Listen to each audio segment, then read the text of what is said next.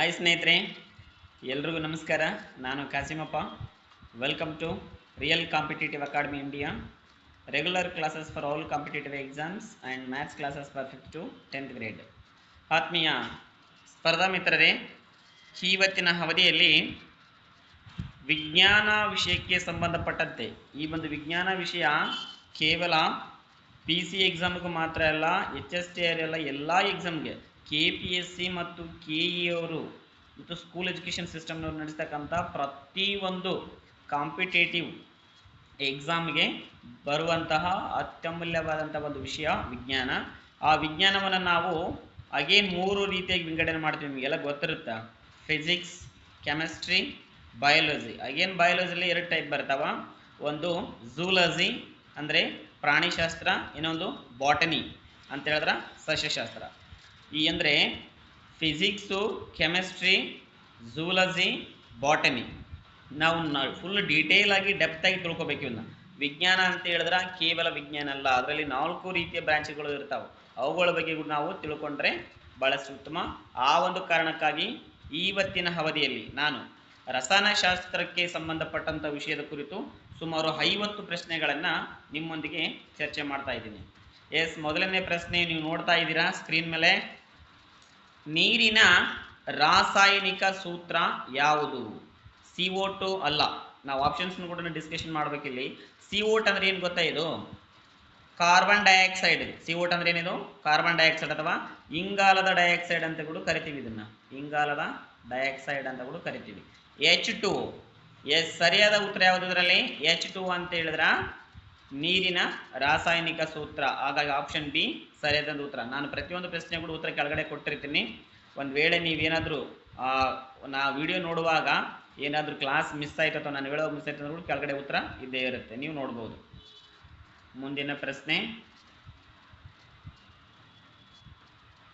S, ಮುಂದಿನ ಪ್ರಶ್ನೆ ನೋಡಿ. ಆಮ್ಲದ ರುಚಿ ಹೇಗಿರುತ್ತೆ? ಆಮ್ಲ ಅಂತ ಹೇಳಿದ್ರೆ ಗೊತ್ತಿರುತ್ತೆ ನಿಮ್ಗೆಲ್ರಿಗೂ. ಆಸಿಡ್ ಅಂತೇಳಿ. ಆಮ್ಲ ಅಂದ್ರೆ ಏನು? ಆಸಿಡ್. ಹೌದಾ? ಪ್ರತ್ಯಾಮ್ಲ ಅಂದ್ರೆ ಬೇಸ್ ಅಂತ ಕರಿತೀವಿ ನಾವು. ಆಮ್ಲ ಸಿಹಿಯಾಗಿರುತ್ತಾ? ಏನಾಗಿರುತ್ತೆ? ಉಪ್ಪಾಗಿರುತ್ತಾ? ಇಲ್ಲ. ಸಿಹಿಯಾಗಿರುತ್ತಾ? ಇಲ್ಲ. ಏನಾಗಿರ್ತಾವ ಆಮ್ಲ ಅಂತ ಹೇಳಿದ್ರ ಹುಳಿಯಾಗಿರುತ್ತವು. ಹೌದಾ? ಹಾಗಾಗಿ ಉತ್ತರ ಏನಾಗಿರುತ್ತಾ? ಆಪ್ಷನ್ ಸಿ ಸರಿಯಾದಂಥ ಉತ್ತರ. ಮುಂದಿನ ಪ್ರಶ್ನೆ ನೋಡೋಣ. ಎಸ್, ನೋಡಿ ಮುಂದಿನ ಪ್ರಶ್ನೆ. ಗಾಳಿಯಲ್ಲಿ ಹೆಚ್ಚು ಇರುವ ಅನಿಲ ಯಾವುದು? ನೀವೆಲ್ಲ 5ನೇ ತರಗತಿ ಪುಸ್ತಕದಲ್ಲಿ ಸಿಗುತ್ತೆ. ಇದು 5ನೇ ತರಗತಿ ಪುಸ್ತಕದಲ್ಲಿ ನೋಡ್ಬೋದು. ಅತಿ ಹೆಚ್ಚು ಅಥವಾ largest content in atmosphere or in air ಅಂತ ಹೇಳಿದ್ರ ದಟ್ ಈಸ್ ನೈಟ್ರೋಜನ್. ಸರಿಯಾದಂಥ ಉತ್ತರ ಇಲ್ಲಿ ಯಾವುದು ಅಂತ ಹೇಳಿದ್ರ ಯಾವುದು? ನೈಟ್ರೋಜನ್. ಎಷ್ಟು ಪರ್ಸೆಂಟೇ ಇರುತ್ತೆ ಸರ್ ಅದಂತ ಹೇಳಿದ್ರೆ ಇದು 78% ಇರುತ್ತೆ. 78% ಇರುತ್ತೆ. ಆಮ್ಲಜನಕ ಎಷ್ಟು ಇರುತ್ತೆ ಸರ್? ಆಮ್ಲಜನಕ ಎಷ್ಟು ಇರುತ್ತೆ ರೀ? 21% ಇರುತ್ತೆ. ಕಾರ್ಬನ್ ಡೈಆಕ್ಸೈಡ್ ಎಷ್ಟು ಇರುತ್ತಾ? ಆಮೇಲೆ ಹೈಡ್ರೋಜನ್ ಅಂತ ಇಲ್ಲ, ಕಾರ್ಬನ್ ಡೈಆಕ್ಸೈಡ್ ಕೂಡ ಇದೆ. 0. ಸಮಥಿಂಗ್ ಇದೆ, ಅದು 0.728 ಎಷ್ಟಿದೆ. ಆಮೇಲೆ ಧೂಳಿನ ಕಣಗಳು ಕೂಡ ಇರ್ತಾವೆ ಗಾಳಿಯಲ್ಲಿ. ಬಟ್ ಹೈಯೆಸ್ಟ್ ಇರ್ತಕ್ಕಂಥ ಒಂದು ಅನಿಲ ಯಾವುದು ಅಂತ ಹೇಳಿದ್ರೆ ಗಾಳಿಯಲ್ಲಿ ಅದು ನೈಟ್ರೋಜನ್ನು. ಪ್ರತಿಯೊಂದು ಪ್ರಶ್ನೆಯೂ ಕೂಡ ನಿಮ್ಮ ಜೀವನದ ದಿಕ್ಕನ್ನೇ ಬದಲಿಸುವಂತಹ ಪ್ರಶ್ನೆಗಳಾಗಿರುತ್ತವ. ದಯವಿಟ್ಟು ಬರ್ಕೋಬೇಕು. ಕೇವಲ ಕ್ಲಾಸ್ ಕೇಳೋದ್ರಿಂದ ವರ್ಕೌಟ್ ಆಗಲ್ಲ. ನೋಟ್ಬುಕ್ ತಗೊಂಡು ಕ್ಲಾಸ್ನ ಅಬ್ಸರ್ವ್ ಮಾಡಿ ಪ್ರತಿಯೊಂದು ಕ್ವಶನ್ಸ್ನ ಬರ್ಕೊಂಡು ಅದನ್ನು ಎಕ್ಸಾಮ್ಗಿಂತ ಬಿಫೋರ್ ಒಂದು 20 to 30 ಟೈಮ್ಸ್ ರಿವಿಷನ್ ಮಾಡಿದಾಗ ಮಾತ್ರ ಯಾವುದೇ ಪ್ರಶ್ನೆ ಬರಲಿ ಉತ್ತರ ನಿಮ್ಗೆ ಗೊತ್ತಾಗೇ ಆಗುತ್ತಾ. ಅಟ್ಲೀಸ್ಟ್ ಆಪ್ಷನ್ಸ್ ಕೂಡ ಎಲಿಮಿನೇಟ್ ಮಾಡ್ತಕ್ಕಂಥ ಒಂದು ಮನೋಭಾವ ಅಥವಾ ಒಂದು ತಿಳುವಳಿಕೆ ಬಂದೇ ಬರುತ್ತೆ. ನೋಡ್ರಿ ನೆಕ್ಸ್ಟು ಮುಂದಿನ ಪ್ರಶ್ನೆ. ಚಿನ್ನದ ರಾಸಾಯನಿಕ ಚಿಹ್ನೆ ಗೋಲ್ಡ್ ಅಂತ ಕರಿತೀವಲ್ಲ ನಾವು. ಗೋಲ್ಡನ್ನ ಲ್ಯಾಟಿನ್ ಭಾಷೆಯಲ್ಲಿ ನಾವೇನಂತ ಕರಿತೀವಿ ಗೊತ್ತಾ? ಹರಮ್ ಅಂತೇಳಿ ಕರಿತೀವಿ. ಹರಮ್ ಅಂತೇಳಿ ಕರಿತೀವಿ. ಹಾಗಾಗಿ ಇಲ್ಲಿ AU ಏನಿದೆ ನೋಡ್ರಿ, ಆಪ್ಷನ್ ಬಿ ಇದು ಸರಿಯಾದಂಥ ಉತ್ತರ. ಚಿನ್ನದ ರಾಸಾಯನಿಕ ಚಿಹ್ನೆ ಅಥವಾ ಸಂಕೇತ ಯಾವುದಂತ ಹೇಳಿದ್ರ AU ಅಂತ ಹೇಳಿದ್ರ ಹರಮ್. ನೆಕ್ಸ್ಟ್ ನೋಡ್ರಿ. ಎಸ್, ಉಪ್ಪಿನ ರಾಸಾಯನಿಕ ಸೂತ್ರ. NaCl ಅಂದ್ರೆ ಏನು? Sodium chloride. ಏನು NaCl ಅಂದ್ರ sodium chloride. Sodium chloride. HCl ಅಂತ ಹೇಳಿದ್ರ hydrochloric acid. Hydrochloric acid. Next KCl ಅಂತ ಹೇಳಿದ್ರ KCl ಅಂದ್ರೆ ಏನ್ರಿ? Potassium chloride. Potassium chloride. CaCl2 ಅಂದ್ರೆ ಏನು? CaCl2 ಅಂತ ಹೇಳಿದ್ರ calcium chloride. Calcium chloride. Next ನೋಡಿ, ಎಸ್ ಇದರಲ್ಲಿ ಉತ್ತರ ಗೊತ್ತಾಗ್ಲಿಲ್ಲ ನಿಮಗೆ. ಉತ್ತರ ಯಾವುದು? ಎಸ್ ಉತ್ತರ ಬಂದ್ಬಿಟ್ಟು ಇದರಲ್ಲಿ ಆಪ್ಷನ್ ಏನಿದೆ ನೋಡ್ರಿ, ಉಪ್ಪಿನ ರಾಸಾಯನಿಕ ಸೂತ್ರ ಸೋಡಿಯಂ ಕ್ಲೋರೈಡ್. ನೆನ್ಪಿಡ್ಬೇಕು, ಪ್ರತಿಯೊಂದು ನೆನ್ಪಿಡುವರಿ. ಯಾವುದೇ ಸ್ಪರ್ಧಾತ್ಮಕ ಪರೀಕ್ಷೆಯಲ್ಲಿ ಇರಲಿ, ಪ್ರಶ್ನೆ ಯಾವ ಬೇಸ್ ಮೇಲೆ ಕೇಳ್ತಾರೆ ಅಂತ ಹೇಳಿದ್ರ, ದಿನನಿತ್ಯದ ಜೀವನಕ್ಕೆ ಹತ್ತಿರವಾದಂಥ ಲೈಫ್ ಸೈನ್ಸ್ ಕ್ವಶನ್ಸ್ ಇರ್ತಾವೆ. ಸೈನ್ಸ್ ಆ್ಯಂಡ್ ಟೆಕ್ ತಗೋರಿ, ಸುಮಾರು 7ರಿಂದ 8 ಕ್ವಶನ್ಸ್ ಬರ್ತಾವೆ. ಅದು ಕೂಡ ನಮ್ಮ ಜೀವನದಲ್ಲಿ ಏನೇನು ಈ ಒಂದು ಎಸ್ಪೆಷಲಿ ನವಡೇಸ್ ಏನೇನು ಇಂಪ್ರೂವ್ಮೆಂಟ್ ಆಯಿತು ಸೈನ್ಸ್ ಫೀಲ್ಡಲ್ಲಿ, ಟೆಕ್ನಾಲಜಿ ಫೀಲ್ಡಲ್ಲಿ ಏನೇನು ಇಂಪ್ರೂವ್ಮೆಂಟ್ ಆಯಿತು, ಅದರ ಯುಟಿಲೈಸನ್ನು ಎಲ್ಲೆಲ್ಲಿ ಮಾಡ್ಕೊತಿದ್ದೀವಿ ನಾವು, ಅದ್ರ ಬಗ್ಗೆ ಕ್ವಶನ್ಸ್ ಇಟ್ಟಿರ್ತಾರೆ ಅವರು. ಹಾಗಾಗಿ ಸೈನ್ಸ್ ಅಂತ ಹೇಳಿದ್ರೆ ಎಸ್ಪೆಷಲಿ ದಿನ ಏನು ಯೂಸ್ ಮಾಡ್ತೀವಿ ಅದ್ರ ಬಗ್ಗೆ ವೈಜ್ಞಾನಿಕವಾಗಿ ಚಿಂತನೆ ಮಾಡಬೇಕು. ನೆಕ್ಸ್ಟ್ ನೋಡ್ರಿ, pH. ಎಸ್ pH ಮೌಲ್ಯ 7 ಅಂದ್ರೆ ಏನು ಅಂತ ಕೇಳ್ಯಾರ. ಇಲ್ಲಿ ಎಷ್ಟು ತರ ಇಲ್ಲಿ ಗೊತ್ತಾ? pH ಮೌಲ್ಯ ಅಪ್ ಟು 14 ಲಾಸ್ಟ್. pH ಮೌಲ್ಯ ಎಷ್ಟು? Up to 14. 7ರಿಗಿಂತ pH ಮೌಲ್ಯ ಜಾಸ್ತಿ ಇದ್ರೆ ಏನು, 7ರಿಗಿಂತ ಕೆಳಗಡೆ ಇದ್ರೆ ಏನು, ಅದಾದ್ಮೇಲೆ ಎಕ್ಸಾಕ್ಟ್ 7 ಇದ್ರೆ ಅದನ್ನ ನಾವೇನಂತ ಕರಿತೀವಿ ಗೊತ್ತಾ? ತಟಸ್ಥ ಅಂತ ಕರಿತೀವಿ ನಾವು. pH ಮೌಲ್ಯ ಏನಾದರೂ 7 ಇದ್ರೆ ಅದೇನದು? ನ್ಯೂಟ್ರಲ್. ಅದು ಆ್ಯಸಿಡ್ನು ಅಲ್ಲ, ಬೇಸ್ನು ಅಲ್ಲ, ನ್ಯೂಟ್ರಲ್ ಅಂತೇಳಿ. ಹಾಗಾಗಿ ಉತ್ತರ ಏನು ಇದಕ್ಕೆ ಸರಿಯಾದಂಥ ಉತ್ತರ? ಸರಿಯಾದಂಥ ಉತ್ತರ ಬಂದ್ಬಿಟ್ಟು ಇದಕ್ಕೆ ಎಸ್ ಆಪ್ಷನ್ ಸಿ ಅಂತ ಹೇಳಿದ್ರ ತಟಸ್ಥ. ಮುಂದಿನ ಪ್ರಶ್ನೆ ನೋಡ್ರಿ ಏನಿದೆ. ಎಸ್ ಮುಂದಿನ ಆಮ್ಲಜನಕದ ಚಿಹ್ನೆ. ಸಾಮಾನ್ಯವಾಗಿ ನಿಮಗೆ ಗೊತ್ತಿರುತ್ತೆ. ಓ ಅಂದ್ರೆ ಆಕ್ಸಿಜನ್ ಅಥವಾ ಆಮ್ಲಜನಕ, ಎನ್ ಅಂದ್ರೆ ನೈಟ್ರೋಜನ್ನು, ಎಚ್ ಅಂದ್ರೆ ಹೈಡ್ರೋಜನ್ನು, ಸಿ ಅಂದ್ರೆ ಕಾರ್ಬನ್ ಅಂತೇಳಿ. ಓಕೆ, ಹಾಗಾಗಿ ಸರಿಯಾದಂಥ ಉತ್ತರ option A right answer. Next ನೋಡಿ, ಹೈಡ್ರೋಜನ್ ಅನಿಲದ ಸೂತ್ರ ಕೇಳಾರ ಅವರಲ್ಲಿ. ಹೈಡ್ರೋಜನ್ ಅನಿಲ ಗ್ಯಾಸ್ ಸ್ಟೇಟಲ್ಲಿ ಏನಿರುತ್ತೆ ಅಂತೇಳಿ. ಹೌದಾ, ಇದು ನಮಗೆ ಗೊತ್ತಿರಬೇಕು. ಎಸ್ ನೋಡ್ರಿ, ಎಸ್ ಸರಿಯಾದಂಥ ಉತ್ತರ H2. Next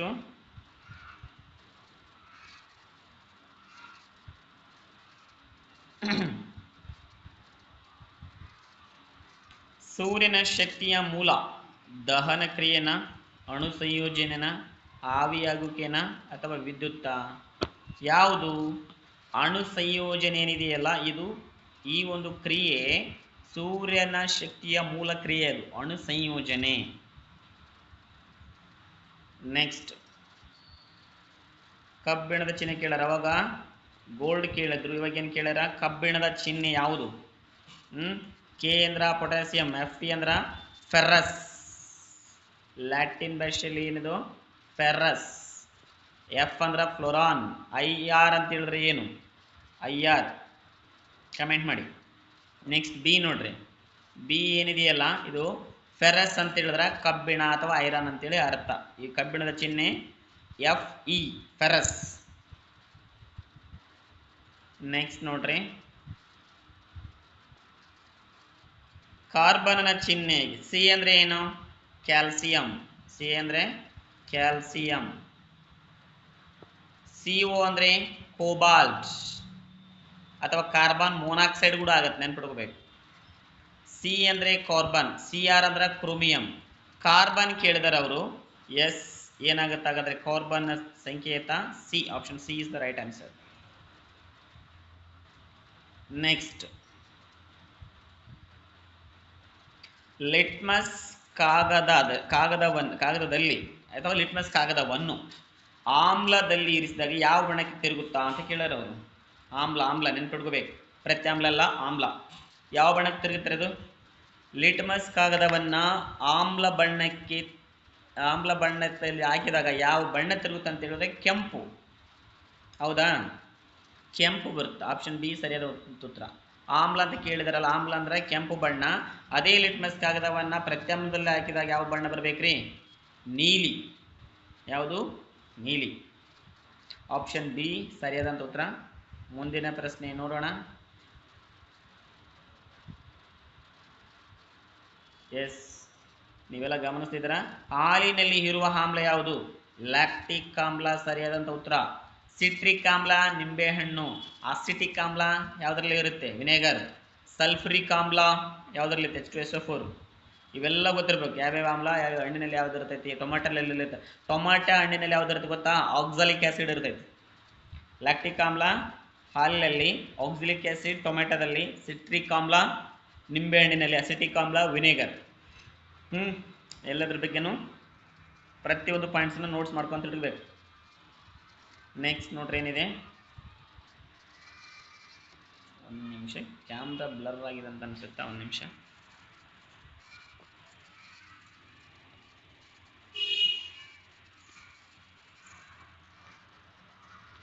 right. ಎಸ್, ನೋಡಿ ಕರೆಕ್ಟ್ ಆಯ್ತಾ? ರೈಟ್. ಮುಂದಿನ ಪ್ರಶ್ನೆ ನೋಡೋಣ. ಮುಂದಿನ ಪ್ರಶ್ನೆ ಏನಿದೆ?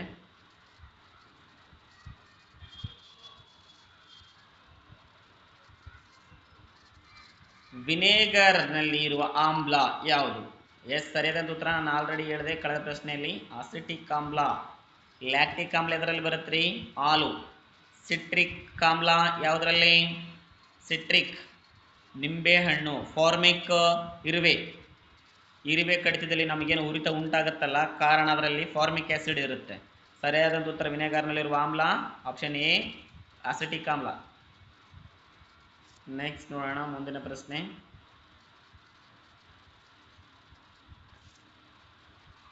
ಎಸ್, ಪರಮಾಣುವಿನ ಕೇಂದ್ರವನ್ನೇನಂತ ಕರಿತೀವಿ?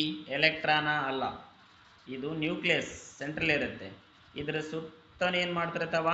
ಎಲೆಕ್ಟ್ರಾನ್ಗಳು ಏನ್ ಮಾಡ್ತಾವ? Negatively charge particles round up ಮಾಡ್ತಾನೆ ಇರ್ತಾವ. ಸೆಂಟ್ರಲ್ ಇರ್ತಕ್ಕಂಥ ಕೇಂದ್ರವನ್ನ ನಾವು ನ್ಯೂಕ್ಲಿಯಸ್ ಅಂತ ಕರಿತೀವಿ. ಆಪ್ಷನ್ ಬಿ ಸರಿಯಾದ ಉತ್ತರ. ನೆಕ್ಸ್ಟ್ ನೋಡಿ.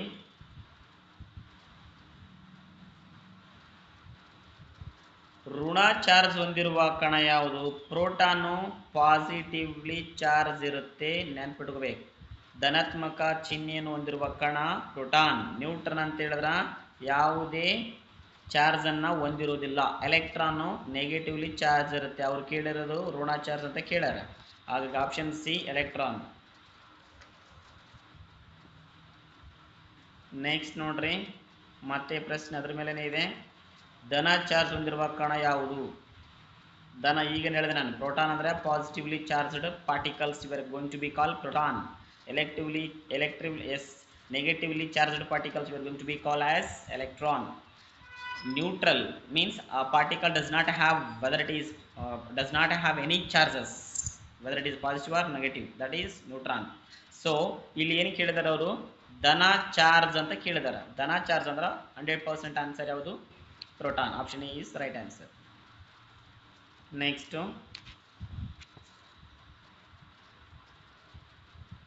ನೀರಿನ ಕುದಿಯುವ ಬಿಂದು ಯಾವುದು?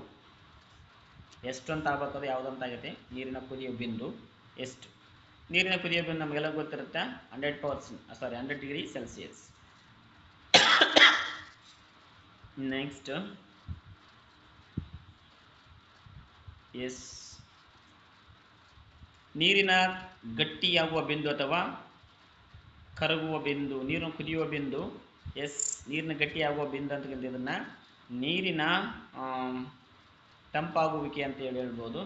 ನೀರಿನ ಗಟ್ಟಿ ಆಗ್ಬೇಕಂದ್ರೆ ಯಾವಾಗ ನೀರು ಐಸ್ ಆಗುತ್ತೆ ಅಂತ ಕೇಳಿದ್ರೆ ಅದು 0 degree Celsius. Option B is right answer. Next ನೋಡ್ರಿ, CO2 ಎಂದರೇನು? Carbon dioxide. ಯಾಕಂತ ಹೇಳಿದ್ರ ನೋಡ್ರಿ ಇಲ್ಲಿ CO2 CO ಇದ್ರೆ ಕಾರ್ಬನ್ ಮೊನಾಕ್ಸೈಡ್.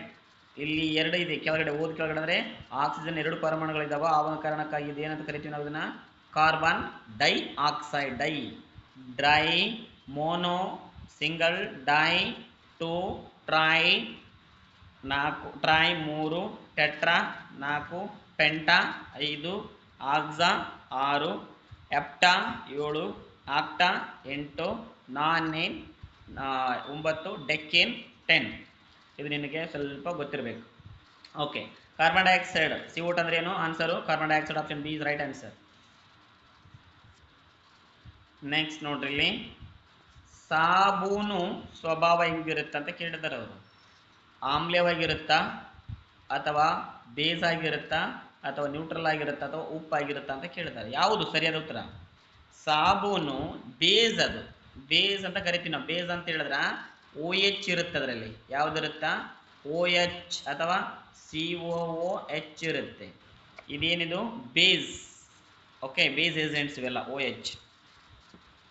ಸರಿಯಾದ ಉತ್ತರ ಸಾಬೂನು. ಕ್ಷಾರಿ ಅದು, ಬೇಸ್ ಅದು, ಆಸಿಡ್ ಅಲ್ಲ. ನೆಕ್ಸ್ಟ್ ಕಾಪರ್ನ ಚಿಹ್ನೆ. CO ಅಂದ್ರೆ ಏನು ಹೇಳಿದೆ ನಾನು? CO ಅಂದ್ರೆ ಕಾರ್ಬನ್ ಮೊನಾಕ್ಸೈಡ್. Cu ಅಂದ್ರೆ ಏನು? ಕಾಪರ್. ಇದನ್ನ ನಾವು ಲ್ಯಾಟಿನ್ ಭಾಷೆಯಲ್ಲಿ ಕ್ಯೂಪ್ರಮ್ ಅಂತೇಳಿ ಕರೀತಾರ. ಏನಂತ ಕರೀತಾರ? ಕ್ಯೂಪ್ರಮ್. ಹಂಗಾಗಿ ಕಾರ್ಬನ್ನ ಸಂಕೇತ Cu. ಸರಿಯಾದ ಉತ್ತರ ಕಾಪರ್ನ ಚಿಹ್ನೆ ಆಪ್ಷನ್ ಬಿ. ನೆಕ್ಸ್ಟ್ ಬೆಳ್ಳಿಯ ಚಿಹ್ನೆ Ag. Au ಏನಿದು? ರಮ್. ಆಲ್ರೆಡಿ ಹೇಳಿದೆ ನಾನು. Au ಅಂದ್ರೆ ಏನು? Rum, gold. ಫೆರಸ್ ಅಂದ್ರೆ ಕಬ್ಬಿಣ. Al ಅಂದ್ರೆ ಅಲ್ಯೂಮಿನಿಯಂ. Ar ಅಂದ್ರೆ ಆರ್ಗಾನ್. ಆರ್ಗಾನ್ ಅಲ್ಲ. ಇದರಲ್ಲಿ ಸರಿಯಾದ ಉತ್ತರ ಯಾವುದು? Al ಅಲ್ಲ. ಸರಿಯಾದ ಉತ್ತರ ಯಾವುದು? Ag option A. ಬೆಳ್ಳಿಯ ಚಿಹ್ನೆ Ag.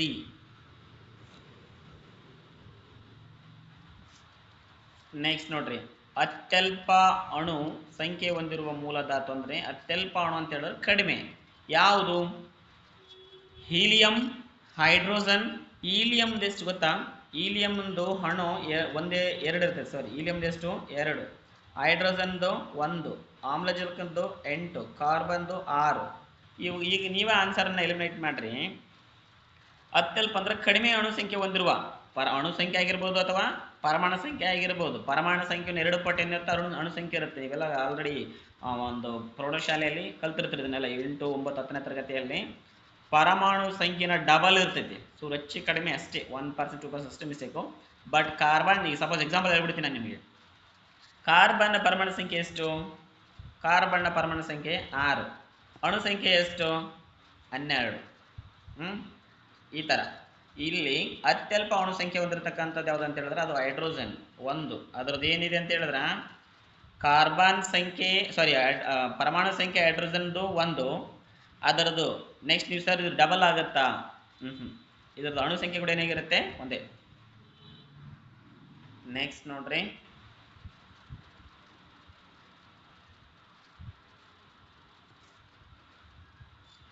ಸೂರ್ಯನಲ್ಲಿ ಹೆಚ್ಚು ಇರುವ ದಲ್ಲಿ ಆಗಬಾರ್ದು, ಸೂರ್ಯನಲ್ಲಿ. ಅದು ಸೂರ್ಯನಲ್ಲಿ ಹೆಚ್ಚು ಇರುವ ಮೂಲಧಾತು ಯಾವುದು? ಕಾರ್ಬನ್ ಇದೆನಾ? ಹೈಡ್ರೋಜನ್ ಇದೆನಾ? ಆಮ್ಲಜನಕ ಇದೆನಾ? ನೈಟ್ರೋಜನ್ ಇದೆನಾ?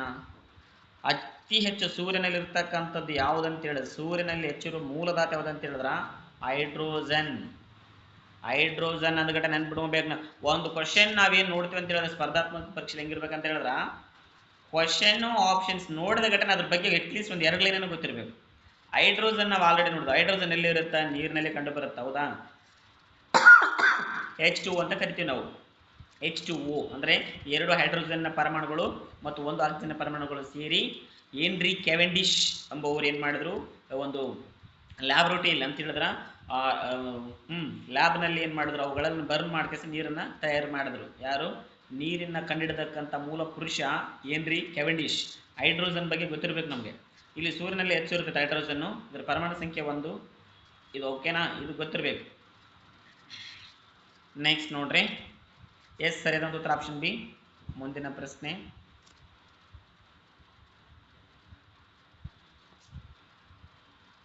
ಸೂರ್ಯದಲ್ಲಿ, ಸಾರಿ ಅದೇ ಬಂದಿದೆ ಸೇಮ್, ಸಾರಿ ಸ್ಕಿಪ್ ಮಾಡ್ತೀನಿ.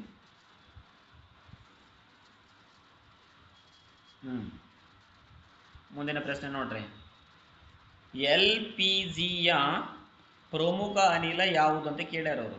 ಬ್ಯೂಟೇನ್, ಆಮ್ಲಜನಕ, ನೈಟ್ರೋಜನ್, ಹೀಲಿಯಂ.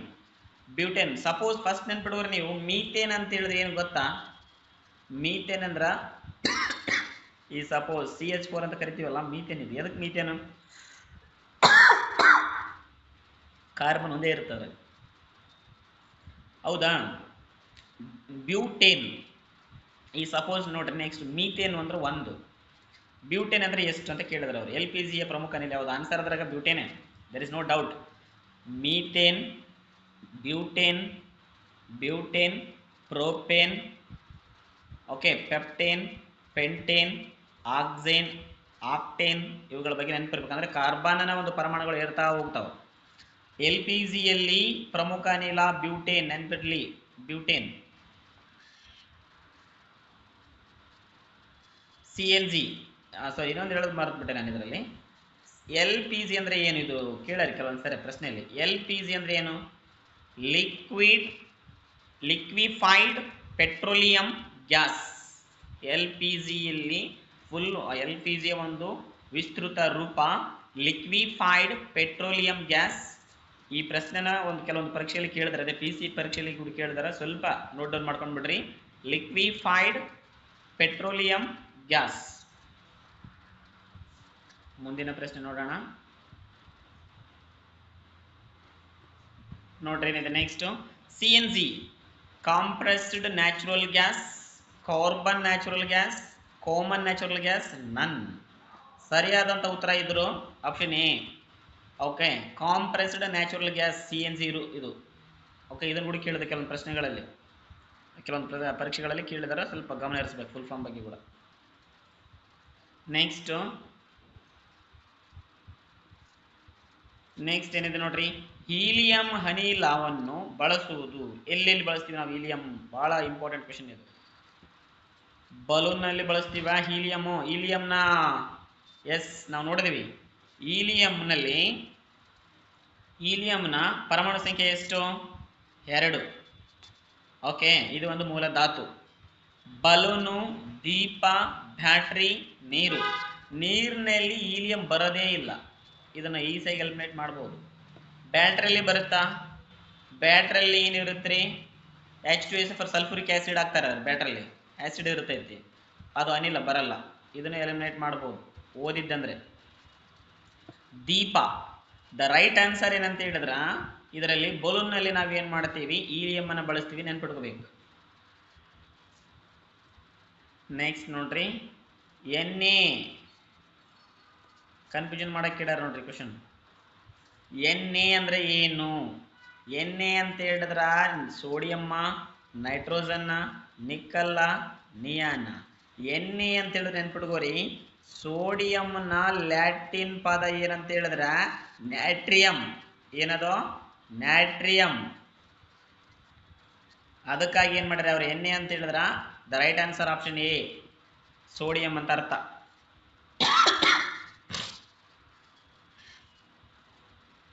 ನೆಕ್ಸ್ಟ್ ನೋಡ್ರಿ,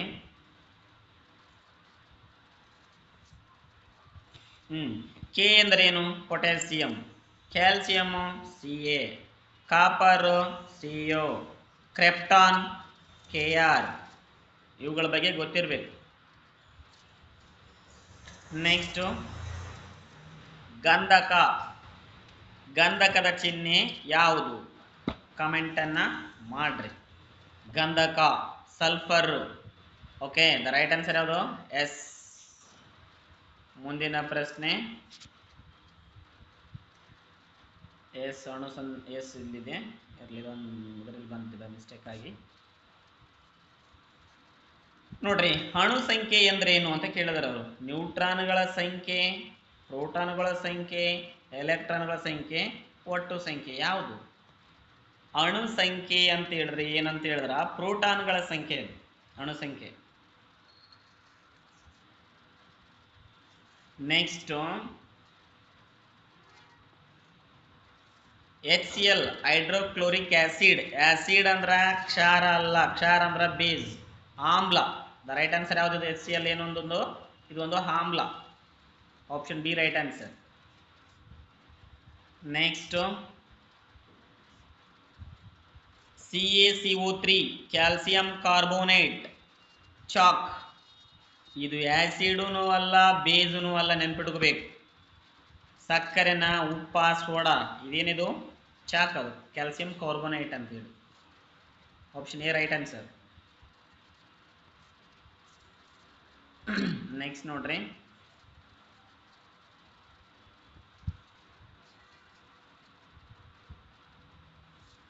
ಬೇಕಿಂಗ್ ಸೋಡಾ ಸೂತ್ರ ಏನು ಅಂತ ಕೇಳಿದ್ರೆ ಅವರು. ಇಲ್ಲಿದೆ ನೋಡ್ರಿ, sodium bicarbonate. Baking soda sodium bicarbonate. The right answer option B, baking soda. Baking ಸೋಡಾದಂದ್ರೆ ಸೂತ್ರ ಎಂತ NaHCO3. ನೆನಪಿರಲಿ, ಬೇಕಿಂಗ್ ಸೋಡಾದ ಸೂತ್ರ NaHCO3. Next ozone.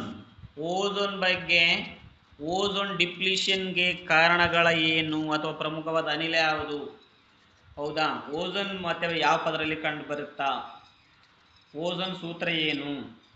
ಇದ್ರ ಬಗ್ಗೆ ಪ್ರಶ್ನೆಗಳನ್ನ ಕೇಳ್ತಾರೆ, 100% ಕೇಳ್ತಾರ. ಸ್ವಲ್ಪ ದಯವಿಟ್ಟು ಚೆನ್ನಾಗಿ ಓದ್ಕೋರಿ.